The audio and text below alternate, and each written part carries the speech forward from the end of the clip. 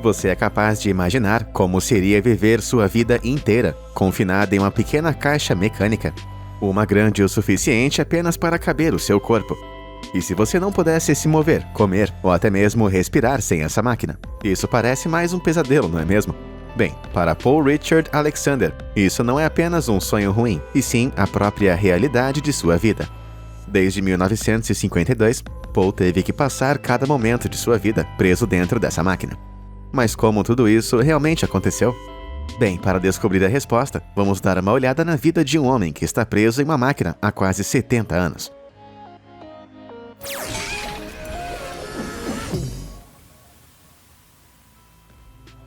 Para entender a situação de Paul, primeiro precisamos entender pólio, um vírus que Paul contraiu com apenas 6 anos de idade.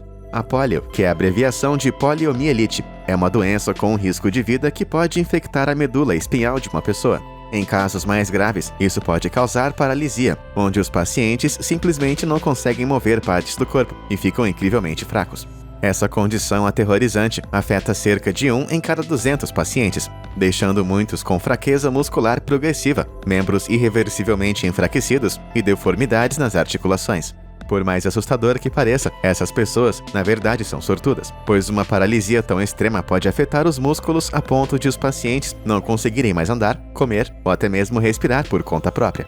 E infelizmente, é aí que entra a história de Paul. Ele pegou o vírus em 1952, quando os Estados Unidos e a Europa estavam passando pela pior epidemia de poliomielite já registrada. Somente naquele ano, mais de 57 mil pessoas foram infectadas nos Estados Unidos. Para você ter uma ideia, isso é quase o mesmo que toda a população da Groenlândia. Embora a polio já existisse há muito tempo antes de 1952 e pudesse ser rastreada até o Egito Antigo. Dê uma olhada nessa tábua egípcia que foi esculpida por volta de 3.400 anos atrás. Consegue ver a perna atrofiada desse homem? Esse é um sintoma revelador de polio. No entanto, não foi até o início do século XX que essa infecção invasiva realmente começou a causar alguns problemas mais sérios. Em 1916, 36 anos antes de Paul pegar poliomielite, e mais de 27 mil casos foram reportados com pessoas doentes apenas em Nova York. E infelizmente, pelo menos 6 mil dessas pessoas não conseguiram sobreviver. O pânico generalizado tomou conta da cidade, com o governo alertando as famílias para ficarem em quarentena dentro de suas casas. Os cinemas, as piscinas e os parques de diversões foram todos fechados, e as pessoas fugiram para viver em áreas menos populosas. Isso parece meio familiar, não é mesmo? Mesmo que isso tudo pareça um déjà vu de 2020, ao contrário da epidemia de Covid, não eram apenas os idosos que eram considerados mais vulneráveis a contrair a poliomielite, mas sim as crianças. Isso acontece porque o vírus tem uma maneira bem específica de se espalhar, quando dejetos de uma pessoa infectada são introduzidos dentro da boca de uma pessoa que está saudável. Isso pode acontecer através de água ou alimentos, ou de alguém que simplesmente não lava as mãos direito. E considerando que crianças pequenas raramente pensam em lavar as suas mãos antes de colocar na boca qualquer coisa que possam pegar, não é surpresa nenhuma que tenham sido tão afetadas dessa maneira. Mas se a polio estava causando pânico no mundo desde 1916, por que não havia cura nenhuma em 1952, quando Paul contraiu essa doença? Bem, a medicina e a ciência eram bem menos avançadas naquela época, e muito do que sabemos hoje em dia não tinha sido descoberto ainda. Então, sem uma resposta sólida sobre como tratar ou se proteger contra a polio, as pessoas recorreram a remédios estranhos, que muitas vezes eram sugeridos por fraudes que tentavam lucrar com o medo das pessoas. Mas mesmo especialistas legítimos e respeitados frequentemente sugeriam curas baseadas em raciocínios questionáveis. Em 1916, o respeitado inventor biométrico John Haven Emerson recomendou que pacientes tomassem banhos regulares com farinha de amêndoa e até insistiu que a eletrocução de suas extremidades inferiores iria ajudar a aliviar esses sintomas. Mas se você acha que isso parece bem desconfortável, outros tratamentos incluíam uma injeção de substâncias letais, injetada direto na coluna do paciente, como adrenalina, e até mesmo com desinfetante. Isso lembra algumas sugestões de tratamento para a última pandemia, só que com muito mais dor envolvida. Sem nenhuma surpresa, muitos desses chamados tratamentos, na verdade, pioraram essa condição. Em 1916, Samuel Meltzer, um respeitado fisiologista americano, defendeu a injeção de adrenalina nas espinhas de crianças doentes, com base em experimentos bem-sucedidos que ele mesmo havia realizado em alguns macacos. Mas o método acabou sendo um completo fracasso com seres humanos. E infelizmente, como resultado de seu experimento, das 105 crianças testadas, 45 delas não sobreviveram a esse processo. Aquelas crianças que tiveram a sorte de não ter esse destino terrível, muitas vezes tiveram seus corpos cobertos com moldes de gesso ou suspensórios de metal durante semanas, meses ou até mesmo anos.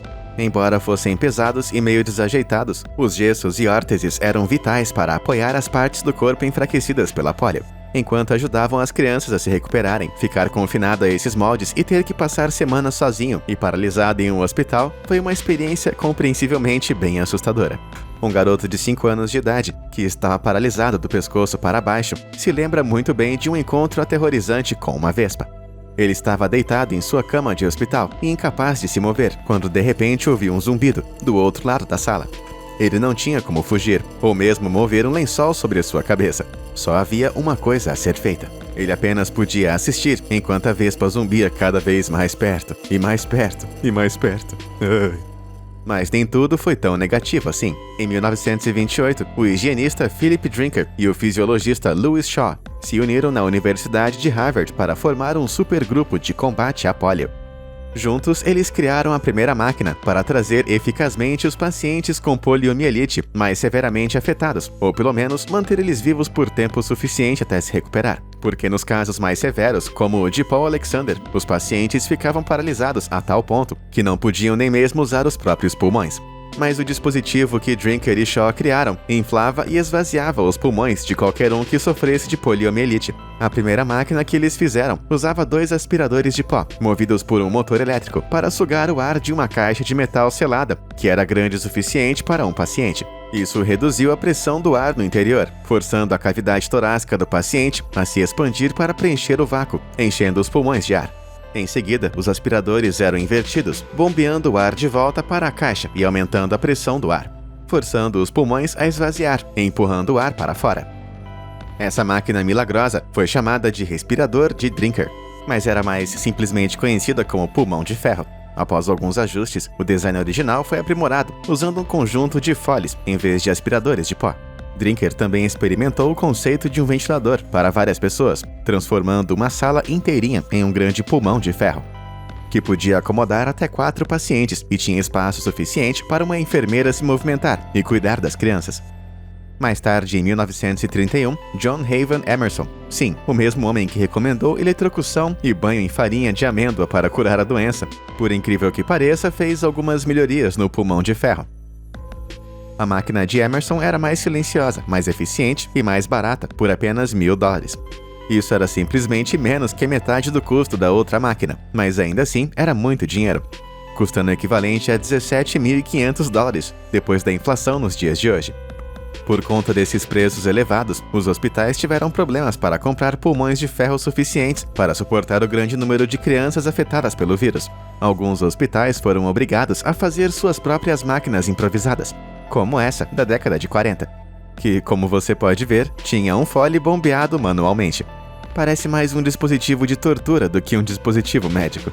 Algumas pessoas generosas fizeram seu melhor para ajudar, como Sir William Morris, por exemplo, um fabricante de carros inglês, que também é o maior estereótipo de britânico que eu acho que eu já vi. Em 1938, ele prometeu fabricar e doar o máximo de pulmões de ferro que pudesse para qualquer hospital que pedisse a ele. Ao todo, ele doou mais de 5.000 dessas máquinas, o que seria equivalente a cerca de $95 milhões em equipamentos no dinheiro de hoje. Isso que eu chamo de um cavalheiro. Mas agora é hora de pular para 1952. O ano com mais casos registrados de poliomielite nos Estados Unidos, enquanto milhares de crianças estavam sendo enviadas para o hospital com essa doença mortal. Paul Alexander, de 6 anos de idade, estava do lado de fora de sua casa em Dallas, no Texas, brincando alegremente na chuva de verão. Em um segundo, tudo estava perfeitamente bem. Mas no seguinte, ele começou a se sentir muito mal e correu para dentro para reclamar com sua mãe de dores de cabeça e no pescoço. Dentro de poucos segundos, a mãe de Paul pôde reconhecer os sintomas de muita febre da poliomielite em estágio inicial e decidiu levar o seu filho para a cama. O médico da família foi chamado, mas como os hospitais estavam superlotados com outros pacientes de poliomielite, ele recomendou que Paul ficasse em casa, apesar de sua condição piorar. Porém, depois de apenas 5 dias, o garoto piorou a ponto de seus pais terem que levá-lo ao hospital, apesar do conselho de seu médico. A essa altura, Paul mal conseguia segurar um giz de cera e estava tão fraco que não conseguia nem mesmo tossir para limpar os seus pulmões. Quando ele foi finalmente examinado por algum médico, ele disse aos pais de Paul que nada poderia ser feito. Porém, felizmente, um segundo médico pensou um pouco diferente. Heroicamente, esse médico realizou uma traqueotomia de emergência em Paul, criando um pequeno buraco em sua garganta e, usando um tubo, conseguiu sugar tudo que tinha congestionado em seus pulmões. Quando Paul finalmente acordou, ele ainda não conseguia se mover, mas o seu corpo estava confusamente envolto em uma máquina muito barulhenta. A princípio, ele pensou que estava em algum tipo de sonho estranho, mas logo ele descobriu que estava confinado a um pulmão de ferro. Apesar de ter vencido a infecção inicial, a poliomielite o deixou permanentemente paralisado do pescoço para baixo. Então, durante os próximos 18 meses, ele seria obrigado a ficar nesse lugar. A enfermaria do hospital estava cheia de crianças como ele, mas conforme os meses iam passando, Paul percebeu que elas lentamente iam melhorando aos poucos, ou, na maioria das vezes, falecendo. No entanto, ele permaneceu inalterado, preso em uma máquina estranha e barulhenta que estava respirando em seu lugar. Para ajudar a superar a sua incapacidade de respirar naturalmente, os médicos passaram um tempo ensinando Paul a respirar como um sapo. E não, isso não significa que Paul aprendeu a respirar debaixo d'água. Em vez disso, a respiração de sapo é uma técnica que envolve sugar um bocado de ar e, em seguida, elevar a língua até o céu da boca. Esse movimento acaba empurrando o ar pela garganta, forçando ele a entrar nos pulmões. Sem um pouco de prática, é realmente difícil, especialmente para uma criança pequena. Vá em frente e experimenta se você não acredita em mim. Achando meio difícil? Talvez você possa fazer algo um pouco mais fácil, como clicar nos botões de curtir e se inscrever que estão bem ali embaixo. Tudo feito? Maravilha! Agora, onde estávamos? Embora ele odiasse fazer exercícios de respiração, por pura força de vontade e perseverança, Paul conseguiu dominar a respiração de sapo com apenas 8 anos de idade. Isso permitiu que ele respirasse fora do pulmão de ferro, totalmente sozinho pela primeira vez em quase 2 anos inteiros. Finalmente, Paul recuperou um pouco de sua independência, e apesar de ainda precisar dormir naquele pulmão de ferro todas as noites, ele conseguiu se sentir vivo mais uma vez. Determinado a atingir seus objetivos apesar de sua aflição, Paul se adaptou à sua nova vida. Um espelho foi fixado na parte superior de sua máquina, para que ele pudesse olhar ao redor da sala sem se esticar. Seu pai lhe fez uma vara especial para que pudesse segurar com a boca e usar para brincar com brinquedos. Ele também aprendeu a pintar e escrever com um pincel ou lápis na boca. Porém, à medida que Paul ia crescendo, ele sabia que precisava estudar para ter algum sucesso em sua vida, porque embora o seu corpo tenha sido permanentemente paralisado, o seu cérebro ainda estava afiado como se fosse uma faca. Aos 21 anos de idade, Paul, por incrível que pareça, se tornou a primeira pessoa a se formar em uma escola secundária de Dallas, sem frequentar fisicamente nenhum tipo de aula. E não foi apenas isso, mas ele conseguiu se graduar no topo de sua classe. Caramba, tudo isso e ele não tinha nem acesso ao Zoom. E você, qual é a sua desculpa? Depois de concluir o ensino médio com louvor, Paul então se inscreveu na Universidade Metodista do Sul de Dallas, mas no final ele não foi aceito, sendo considerado muito deficiente para estudar. Paul estava compreensivelmente enfurecido, mas seria preciso muito mais do que isso para fazê-lo desistir. Ele ligou para a universidade inúmeras vezes e lutou com unhas e dentes por apenas uma vaga no curso por 2 longos anos.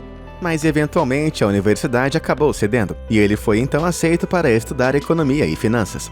Depois de superar esse obstáculo, ele começou a sonhar ainda mais alto e se transferiu com sucesso para a Universidade do Texas. Em sua antiga faculdade, Paul estava morando em casa, mas para o horror de seus pais, ele agora estava se mudando para morar no campus em tempo integral. Não deve ter sido fácil colocar o enorme pulmão de ferro de quase 300 quilos em seu novo dormitório, mas nem mesmo esse desafio pôde parar Paul. Tá bom, tecnicamente não foi ele que teve que carregar tudo isso, mas não vamos forçar a barra. Após 7 longos anos, Paul conseguiu se formar na Universidade do Texas em 1978. Mas até mesmo isso não foi suficiente para ele. Assim que ele terminou um dos cursos, ele tomou a decisão de mergulhar em mais um. E não foi qualquer curso por aí, e sim um dos mais difíceis de se formar naquela época: Direito. Apesar de seus professores lhe dizerem que ele não queria passar, em 1984, 17 anos completos depois de se formar no ensino médio, Paul finalmente conseguiu se formar em Direito. E 2 anos depois, contra todas as chances, ele iniciou uma carreira de sucesso como advogado, simplesmente destruindo qualquer tipo de obstáculo que encontrava em seu caminho. Agora, isso é o que você chama de uma história de sucesso, e não para por aí. Em julho de 2022, Paul Richard Alexander finalmente completou o confinamento em seu pulmão de ferro por surpreendentes 70 anos de duração.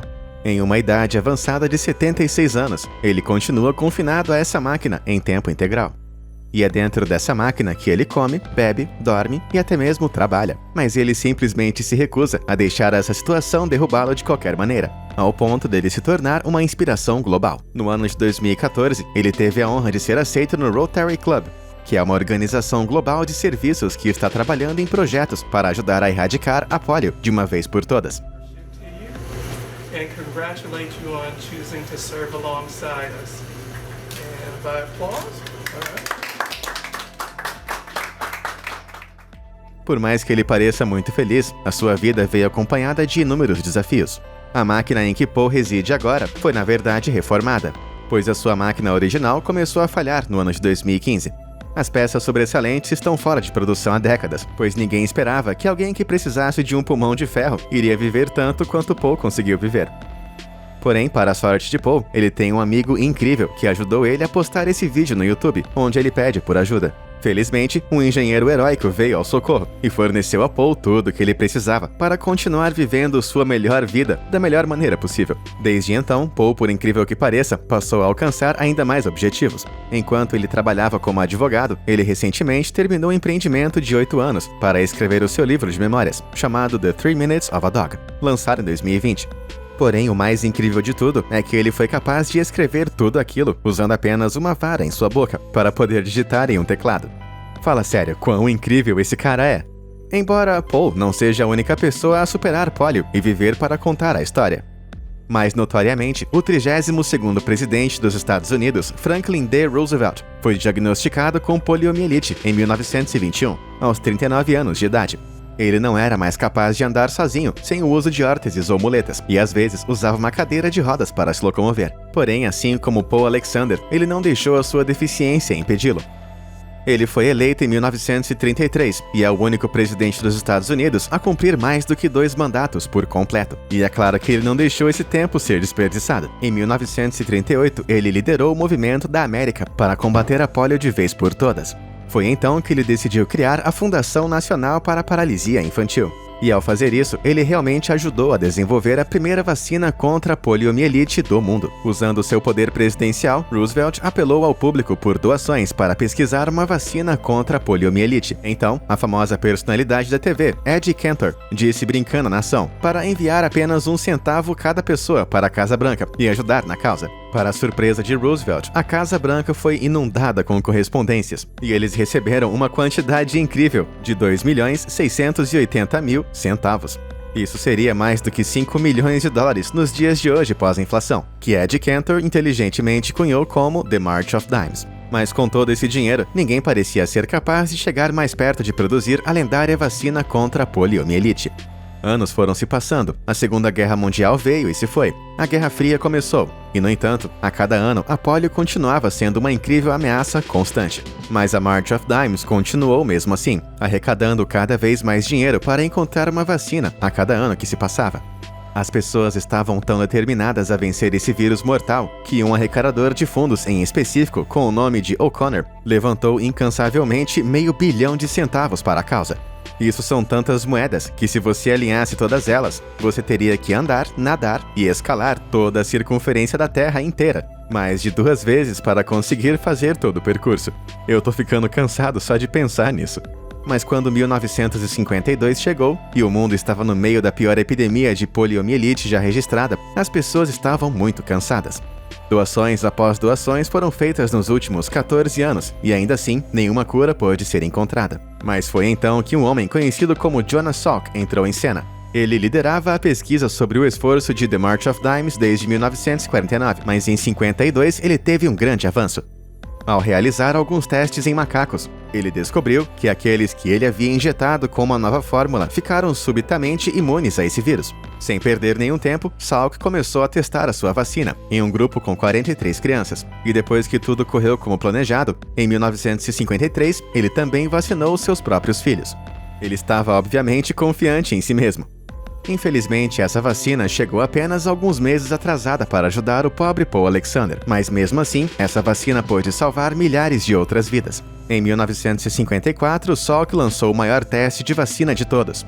Enormes testes de campo foram realizados nos Estados Unidos, envolvendo a vacinação de mais de 1.800.000 crianças em idade escolar contra a doença mortal. Essas crianças eram conhecidas como as pioneiras do pólio e se tornaram uma luz de esperança para todo mundo. Em 12 de abril de 1955, os resultados foram anunciados e foi revelado para elogios mundiais que a vacina era segura e muito eficaz. Finalmente, depois de décadas de pesquisa, milhões de dólares e inúmeras vidas perdidas, o fim da polio estava finalmente à vista. As pessoas faziam fila em massa para serem vacinadas. E além disso, a vacina que Salk desenvolveu foi aprimorada pelo pesquisador Albert Sabin. Em 1961, uma versão oral da vacina foi colocada em circulação e só precisava ser colocada em uma colher, tornando ela muito mais fácil do que nunca de administrar. E os resultados foram surpreendentes. Nos 2 anos antes da vacina estar amplamente disponível, o número comum de casos de poliomielite nos Estados Unidos era superior a 45 mil. E em 1962, esse número simplesmente caiu para 910. E no ano de 1979, a doença foi completamente erradicada. Em 7 de outubro de 2020, os Centros de Controle e Prevenção de Doenças relataram que havia apenas 441 casos de pólio no mundo inteiro. No entanto, ainda nos dias de hoje, o mundo consegue sentir o impacto que esse vírus mortal causou. É estimado que existam mais ou menos 300 mil sobreviventes da pólio vivendo apenas nos Estados Unidos, e algo entre 10 a 20 milhões de pessoas em todo o mundo. Os pulmões de ferro deixaram de ser produzidos há muito tempo quando o mundo foi vacinado. Mas Paul Alexander é uma das poucas pessoas que estão ainda confinadas em uma dessas máquinas. Para ele e para inúmeras outras pessoas, a polio tem sido uma doença difícil que mudou a vida drasticamente. Entretanto, a história de Paul continua sendo um testemunho, provando que não importa quantas dificuldades possam surgir em seu caminho, você com certeza vai conseguir superar qualquer coisa, se tiver determinação suficiente. E aí, você ficou inspirado com a incrível história de Paul? E quão bem você acha que lidaria dentro de um pulmão de ferro daqueles? Pessoalmente, acho que eu não iria durar 5 minutos lá dentro, mas conta aí nos comentários abaixo. Muito obrigado por assistir e até a próxima!